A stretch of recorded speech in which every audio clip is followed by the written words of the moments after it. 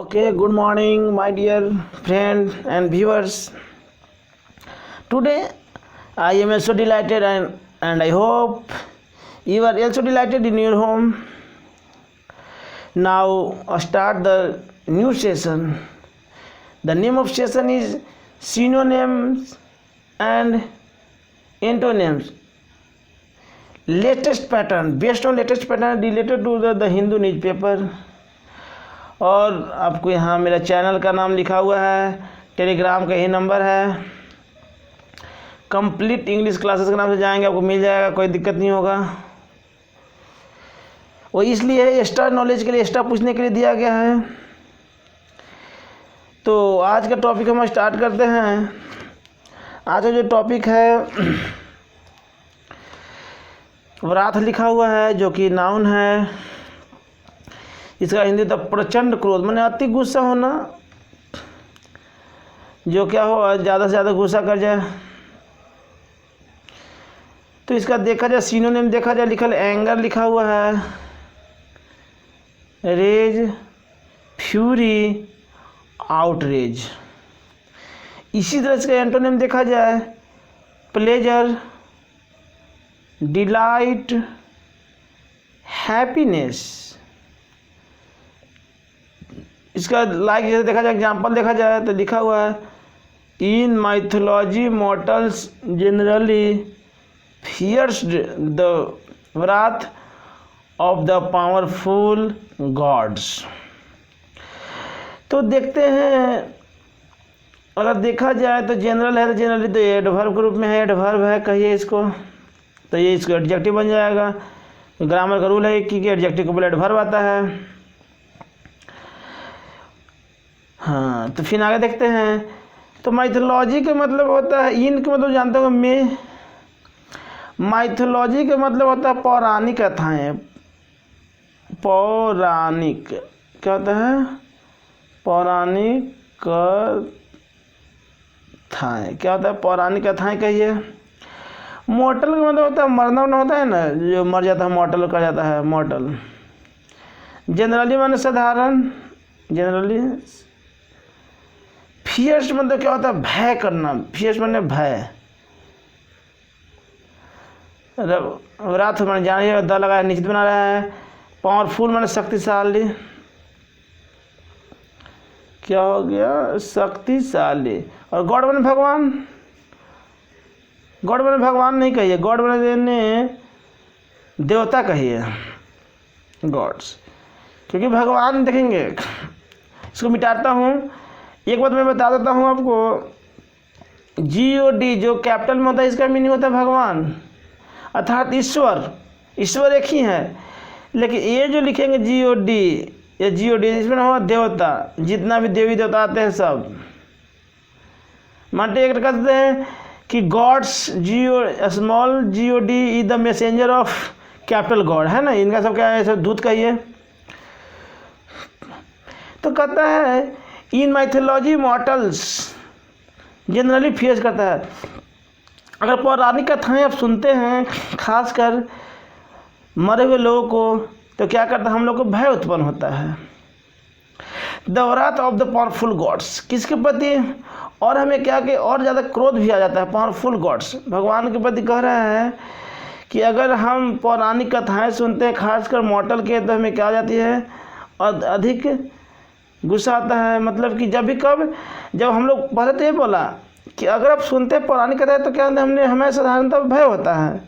लेकिन आगे भी कहता है कि व्राथ, वो क्रोध भी होता है। जब कब होता है? जब सुनते हैं भगवान के बारे में कि इतना शक्तिशाली होने के बावजूद भी क्या होता है, ऐसा होता है। तो इस तरह से फर्स्ट खत्म हो गया। अगला कहता है क्या है? प्रीडिक्मेंट है। जो प्रेडिकमेंट होता है, जो प्रेडिकमेंट होता है वो नाउन है। इसका तो दुर्दशा, माने कि बैड कंडीशन कहिए, बैड कंडीशन। तो इसका अगर देखा जाए सिनोनिम, तो लिखा हुआ प्लाइट, क्वेंड्री, क्वैगमायर और क्राइसिस। ठीक है। अगर इसी तरह इसका देखा जाए एंटोनिम, तो लिखा है बेनिफिट, एडवांटेज ब्लेसिंग। इसका एग्जाम्पल देखा जाए तो लिखा हुआ है gamblers and most civilians as well are continually confronted with predicaments posed by uncertainty and chance। तो सबसे पहले देखते हैं गैम्बलर माने जुआरी होता है, जो जुआ खेलता है, जुआरी कहिए, जुआरी मतलब जुआ खेलने वाला। गैम्बलर से मोस्ट सिविलियन, अधिक सिविलियन में क्या होता है, नागरिक। सिविलियन में होता है कॉमन पीपल का, ये नागरिक का, ये मोस्ट बने अधिक। तो यहाँ तक हो गया। तो ये बात देखेंगे, जो दो को मिल के आ रहा है गैम्बलर्स एंड मोस्ट सिविलियन है, दो जब नाउन सिंगुलर हो या प्लुरल हो, एंड से जुड़ेगा तो फिर प्लुरल ही होगा, इसीलिए है आर ले लिया है। एज वेल मैंने ठीक, एज वेल मैंने ठीक कहिए। अब देखेंगे आर के बाद वर्ब थ्री लगाया हुआ है, पैसिव है, मतलब कि अगर इज एम आर के बाद वर्ब थ्री आता है तो हो जाता है पैसिव बाबू होता है। जैसे लिख देंगे दिस एप्पल इज ईटन, क्या करा, this apple is eaten, eaten हो गया। इस तरह से, लेकिन अब यहाँ पे एडजेक्टिव ग्रुप में आ रहा है, क्योंकि यहाँ पे एडवर्ब दिए हुए थे, इसको कहिए क्या कहिए कि एडजेक्टिव हो गया, क्योंकि एडजेक्टिव के पहले ही एडवर्ब आता है, इसलिए एडवर्ब हो गया। और कंटिन्यूली में लगातार हो जाएगा, लगातार हो गया। कॉन्फ्रॉन्ट में तो सामना करना, फेस टू एनीवन है ना, फेस करना, किसी सामना करना के अर्थ में हो गया। फिर आगे कहता है विथ माने साथ, विथ माने क्या हो गया, साथ हो गया। एक तरह से कहिए कि कंजक्शन है, प्रीपोजिशन के अंदर। प्रेडिकेट मैंने दुर्दशा हो गया। पोज मैंने क्या, खींचना होता है ना, पोज मैंने खींचना, पोज देते हैं हम लोग, पोज वही खींचने वाली बात है। ऑन बाय मैंने द्वारा, अनसर्टेन मैंने अनिश्चित है, अनिश्चित। सर्टेन मैंने होता है निश्चित, और अनसर्टेन मैंने होता है अनिश्चित। एंड और चांस मैंने अवसर, ठीक है। तो इस तरह से कहता है कि गैम्बलर्स एंड मोस्ट सिविलियन, जो भी जुआ खेलने वाले हैं और जो अधिकांश जो नागरिक हैं, लगातार क्या क्या सामना किए हैं, किसको, खराब स्थिति को, जो पोस्ट बाय अनसर्टेन चांस, जो क्या क्या अनिश्चित रूप से इसे आया मतलब कि क्या किया है, जो भी गैम्बलर है, जो अधिकांश जो नागरिक हैं, वो लगातार क्या चीज़ का सामना किए हैं, मैंने दुर्दशा मैंने खराब स्थिति को सामना किए हैं। इसमें क्या है, अनसर्टेनिटी एंड चांस, अनिश्चित रूप से आ गया है इस अवसर को। इधर ये भी खत्म होता है, आगे देखते हैं। अगला है कैलस है, कैलस जो कि क्या है, एडजेक्टिव है, इसका हिंदी निर्दयी होता है, निर्दयी होता है। इसका हिंदी देखा जाए तो लिखा हुआ है क्रूअल, लिखा हुआ है अनफीलिंग, हार्टलेस और रूथलेस लिखा हुआ है। और मैं आपको साथ ही साथ बता दूं मेरे प्यारे दोस्त, आप अधिक से अधिक सब्सक्राइब करें, लाइक करें, ताकि, और साथ ही साथ सब्सक्राइब करें, बेल आइकन घंटा को भी दबा ले, बेल आइकन को, जिससे क्या हो, आपको वीडियो अपलोड करते क्या हो, नोटिफिकेशन आपको न्यू वीडियो का आ जाए। क्योंकि मैं जो वीडियो बना रहा हूँ बहुत ही इंपॉर्टेंट वीडियो है, और मैं इन्हांस करने के प्रयास कर, और मैं आज एक नया टॉपिक भी लेने वाला हूँ। मैं ये चाह रहा हूँ कि ओवरऑल ऐसा दिया जाए कॉन्सेप्ट आप लोगों को कि जीवन में इंग्लिश के प्रति आपको फिर किसी तरह का, ये main ambition. Okay, so come on the issue. आगे लिखा हुआ है सिंपैथेटिक, लिखा हुआ है कॉम्पैशनेट, लिखा हुआ है, और लिखा हुआ मर्सीफुल। अगर इसका एग्जाम्पल देखा जाए तो लिखा है his callous comments about the murder made me shiver. तो कैलस का मतलब जाने रहे, कमेंट्स मतलब क्या होता है, कमेंट करना माने टिप्पणी करना। आप टिप्पणी बोलिए ना, कहते हैं कि डोंट कमेंट ऑन मी, मुझ पर क्या करो, कमेंट मत करो, किसी पर कमेंट नहीं करो। तो क्या हो गया, ही टिप्पणी करना। यहाँ पे क्या आया है, V5 के रूप में आया, क्योंकि क्या है, हिज कैलस है, जो कि क्या है सब्जेक्ट सिंगुलर, इसलिए वर्ब सिंगुलर आ गया है। कमेंट जानना, टिप्पणी करना है, अबाउट मैंने बारे में। द मर्डर, मर्डर मैंने क्या, हत्या करने वाला मर्डर। मेड मैंने क्या, बनाना। मेक का सेकेंड फॉर्म है, मेक का सेकेंड फॉर्म होता है मेड, और थर्ड फॉर्म भी होता है मेड। ये V3 हो गया, V2 हो गया। V2 V3 एक पहचान है कि V2 आएगा विदाउट एक्जुलरी, लेकिन V3 आएगा असिस्ट या with auxiliary. Okay, me objective कहते हैं मुझे, शिवर मैंने ठंडा लगना ना, शिवर में कांपना, शिवर मैंने अब ठंडा नहीं लिखिए, कांपना लिखिए, कांपना। तो कहता है कि हिज कैलस, उसकी निर्दयी जो कमेंट्स आया है ना, उसकी जो निर्दयता रूप से जो कमेंट किया है about the murder made me shiver, मतलब कहने का अर्थ हुआ कि उसकी निर्दयता ने जो और क्या किया है, हमें और कब डरा दिया, किसके लेकर, मर्डर को लेकर। माने कि उसकी निर्दय व्यवहार ने हमारे जो मर्डर हुआ है उसके लेकर और क्या कर दिया, हमें डर पैदा कर दिया है। तो इस तरह से आगे चलते हैं, तो नहीं होगा तो फोटो के ऊपर करता हूँ। और फिर लिखा हुआ है इक्विटली, क्या लिखा हुआ है, नंबर जो 4 है लिखा हुआ है इक्विटली, लिखा हुआ है, क्या लिखा हुआ है, इक्विटली, जो कि एडवर्ब है, इसका होता है तीव्रता से, मतलब कोई भी चीज़ फास्ट होना। एक्सट्रीमली है, सेवरली है, और शार्पली है। ये देखा जाए इसका इंटोनेम तो लिखा है स्लाइटली लिखा हुआ है, क्रॉनिकली लिखा हुआ है।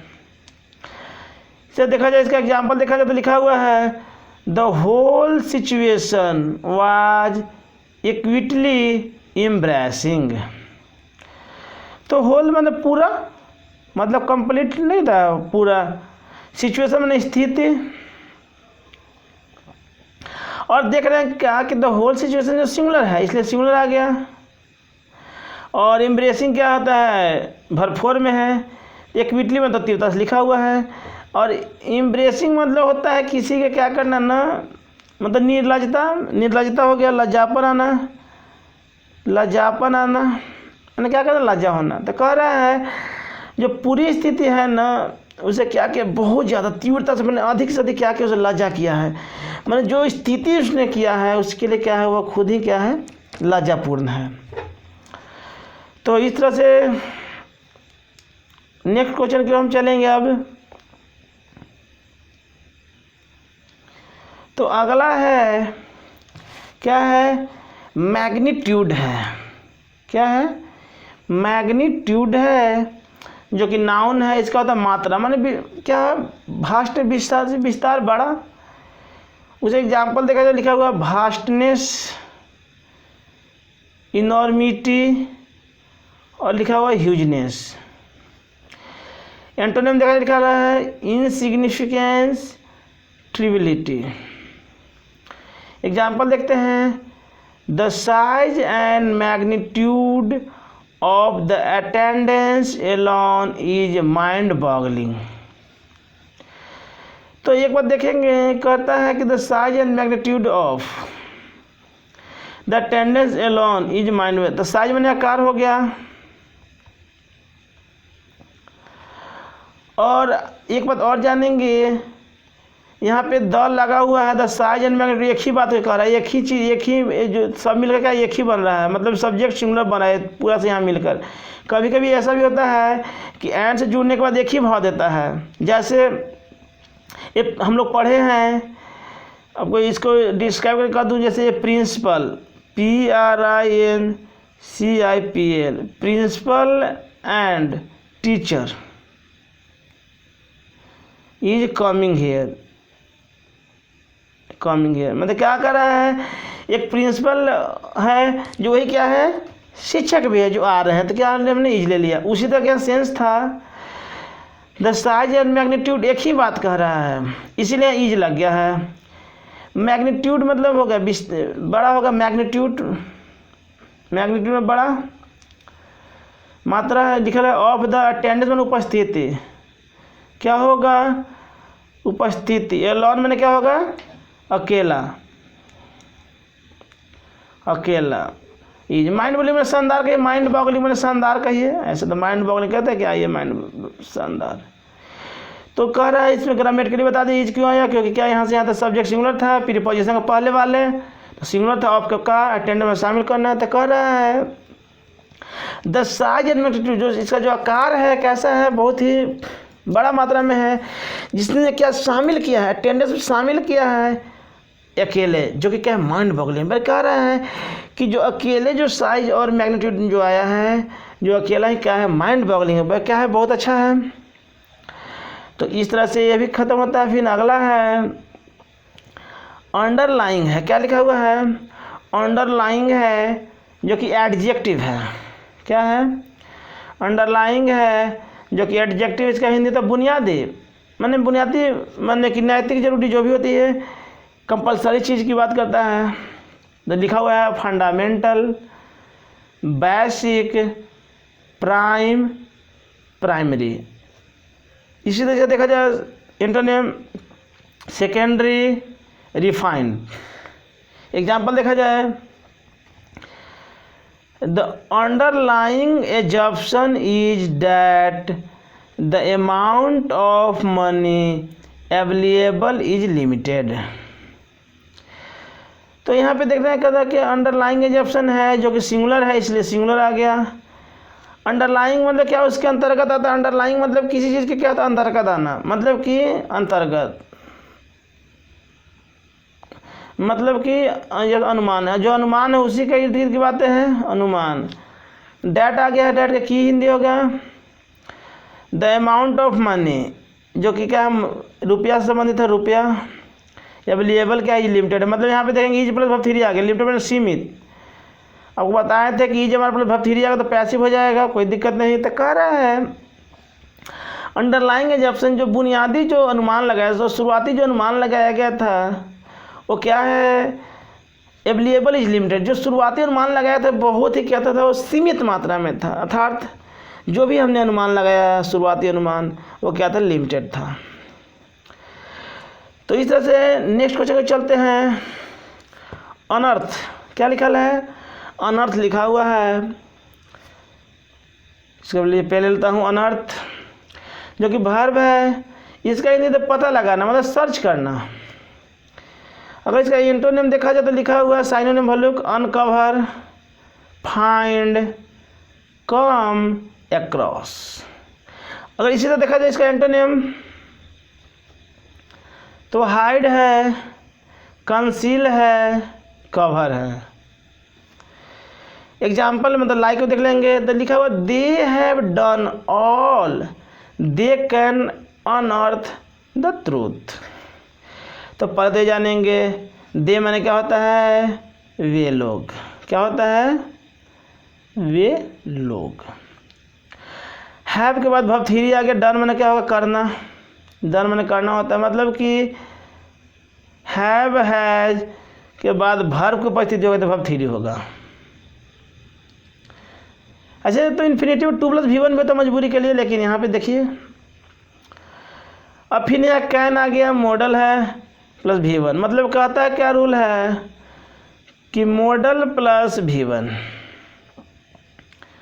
तो डन में करना, ऑल मैंने सभी हो गया, दे मैंने वो कैन में सकना, अनर्थ मैंने वो लिखल है, तो था सच्चाई।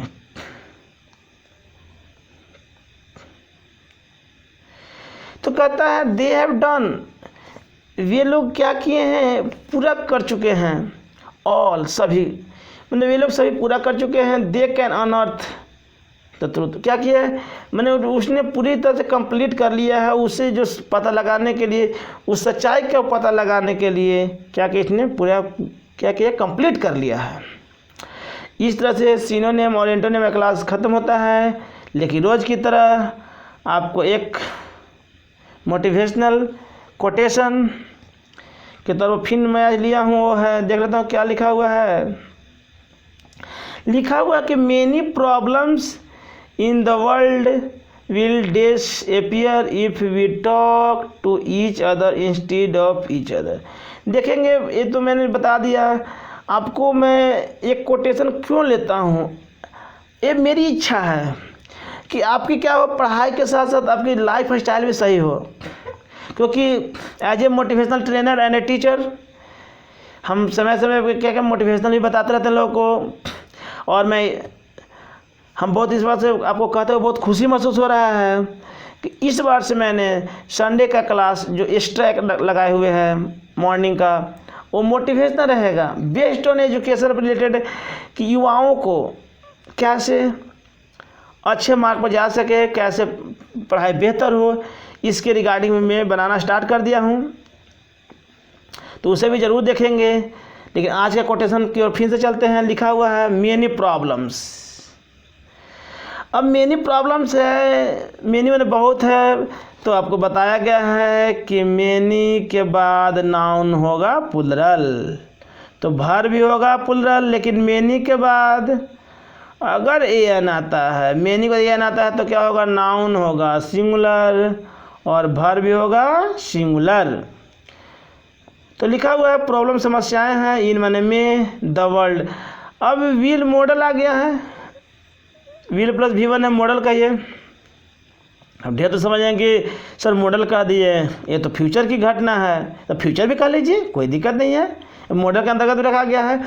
क्योंकि जब हमने पढ़ते हैं तो मॉडल सोडल नहीं होता है। नरेशन जब मैं बढ़ाता हूँ बच्चों को तो कहता हूँ मॉडल भूल ही जाओ कि विल कोई फ्यूचर होगा। उसको हमने क्या में कर लेते हैं, उसको लेके चले जाते हैं, मॉडल का अंतर्गत लेके चले जाते हैं, वो भी देखेंगे। ठीक है, अभी आप समझिए कि मॉडल भी है और क्या है, एक्जुलरी भी है और फ्यूचर भी है, आप सब समझिए, कोई दिक्कत नहीं है। अभी ज़्यादा बोलेंगे तो क्या आपको भाष लगने लगेगा। फिर कहता है डिसअपियर, मतलब क्या होना, जैसे एपियर बना होता प्रतीत होना, दिखना, तो मैंने दिखाई ना देना, डिसअपियर हो गया दिखाई ना देना, दिखाई ना देना मैंने छिप जाना। यहाँ तो कोई दिक्कत नहीं है। इफ़ अगर वी टॉक मैंने बात करना होता है to each other, instead of के मतलब के बदले, इंस्टीड ऑफ के बदले के बदले होता है ईच अदर, एक दूसरे को। अब एक बात यहाँ और मैं देख रहा हूँ क्या आ गया, एक ग्रामर का रूल है प्रेजेंट इंडेफिनिट टेंस का कि इफ़ वाला क्लाउज, जो इफ़ वाला क्लाउज होता है, if when unless, if when unless रहता है तो सब्जेक्ट प्लस, नहीं ऐसे लिखता हूँ सिंपल प्रेजेंट, सिंपल लिखता हूँ, simple SIM, simple present tense.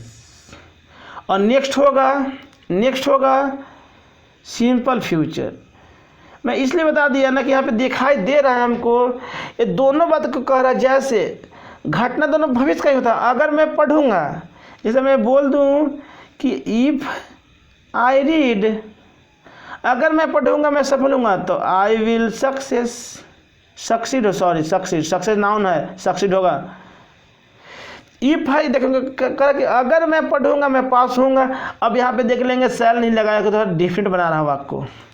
If I read, अगर मैं पढ़ूँगा मैं सफल होऊंगा, दोनों घटना फ्यूचर का है।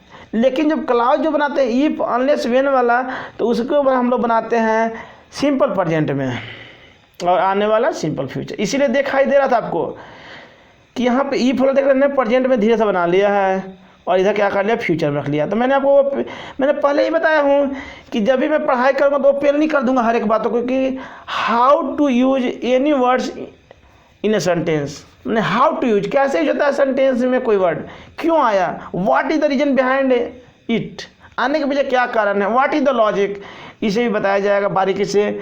इसलिए आप लोग के हर एक क्लास इंपॉर्टेंट होगा।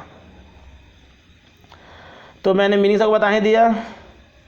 अब कह रहा many problem in the world will disappear, कह रहा कि बहुत सी समस्याएं हैं वो डिसअपियर मैंने ख़त्म हो जाएगा, मैंने कि दिखाई नहीं देगा, मतलब ख़त्म हो जाएगा। If we talk to each other instead of each other, मतलब कह रहा कि अगर चाहते हैं तो समस्याएं अधिक से अधिक ख़त्म हो जाएगा, बशर्ते क्या हो, सब लोग क्या करें, एक ही वे पे काम करें, ना कि अलग अलग करें, मतलब सब मिलकर क्या करें, एक ही चीज़ को सोल्यूशन करें। इसीलिए कहा गया है, लिख रहा है कि many problems in the world, दुनिया में बहुत सी समस्याएं हैं जो खत्म हो जाएगा। If you talk to each other, जो सब मिलकर एक ही बात करेंगे इंस्टीड ऑफ ईच अदर, माने कि आदमी सेपरेट रह के बात ना करके सब मिलकर एक ही जब इशू बात करेंगे तो क्या होगा, रिजोल्यूशन हो जाएगा। इस तरह से आज का मॉर्निंग क्लास जो मैं सबसे शुरुआत करता हूँ पहले सिनोनिम और एंटोनिम से, उसकी क्लास ख़त्म होता है। तो I request to everyone, never forget share, subscribe और like. Okay, goodbye for this session.